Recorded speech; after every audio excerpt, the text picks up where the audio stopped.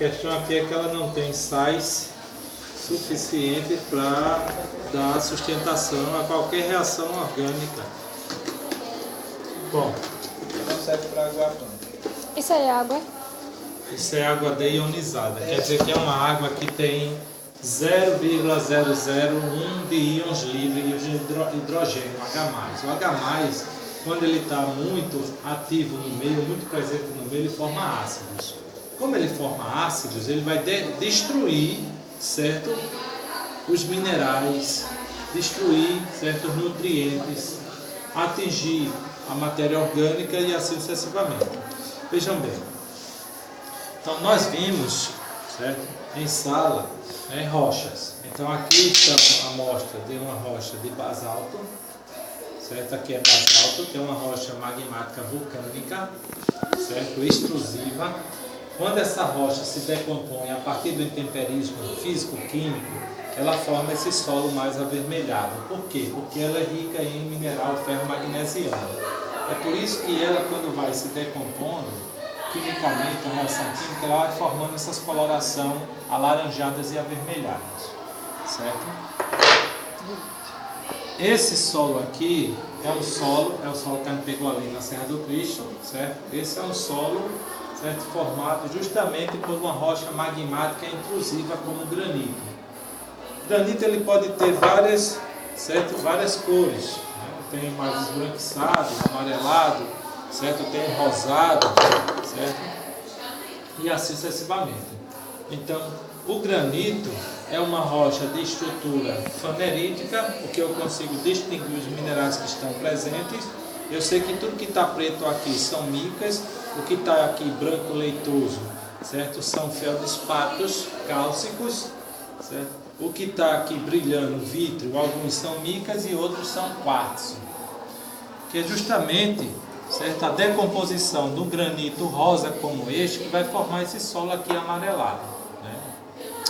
Esse granito amarelo vai formar esse solo amarelado. Se fosse rosa, ia formar rosado. Se fosse branco, ia formar esbranquiçado.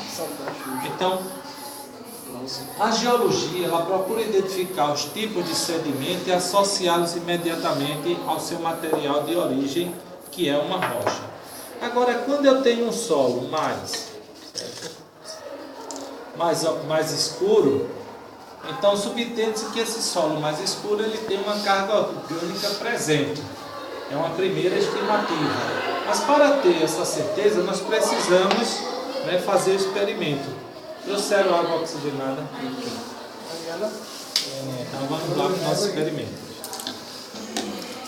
Então, antes de a gente fazer o experimento, para saber se realmente esse solo escuro é orgânico, se esse amarelado tem matéria orgânica presente, ou se esse avermelhado também tem, a gente vai fazer aqui um experimento simples, que é, vamos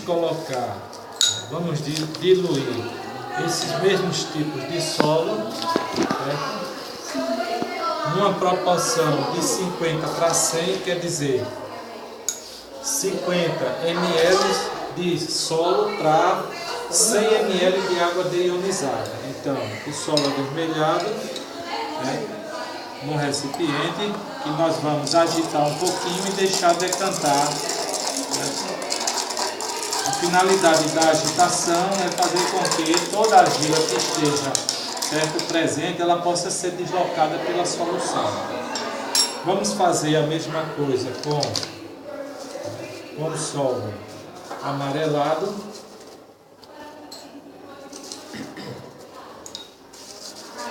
Esse é o solo que foi recolhido na serra.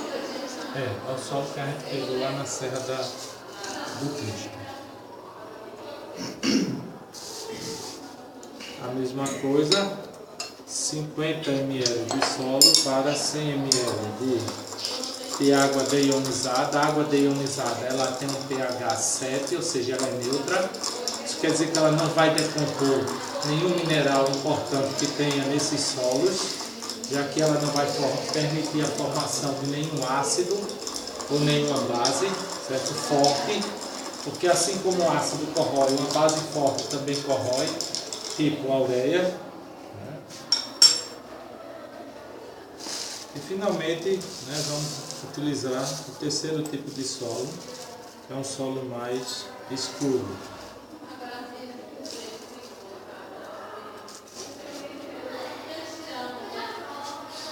Você usou a rocha como esse solo mesmo?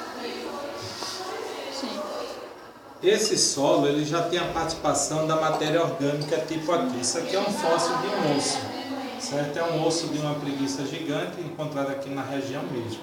Então, esse material orgânico ele vai se decompondo e vai sendo incorporado aos sedimentos dos minerais.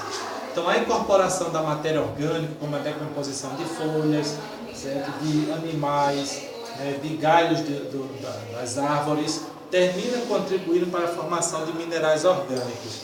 Estes minerais orgânicos eles vão permitir a formação desse tipo de solo, que é um solo escuro, com a presença de matéria orgânica. Aí veja bem, vamos deixar um pouquinho, certo? E vamos partir para outro experimento, certo? Uma coisa que a gente faz em campo, certo? Em rochas sedimentares, por exemplo, certo? Esses tipos aqui, esse tipo aqui, esse tipo aqui, certo? Aqui eu tenho um calcário, aqui eu tenho um dolomite. Então ambos formam mármore, certo? E aqui eu tenho um coral. Então, o que há de comum entre o coral e o calcário? É a presença do cálcio.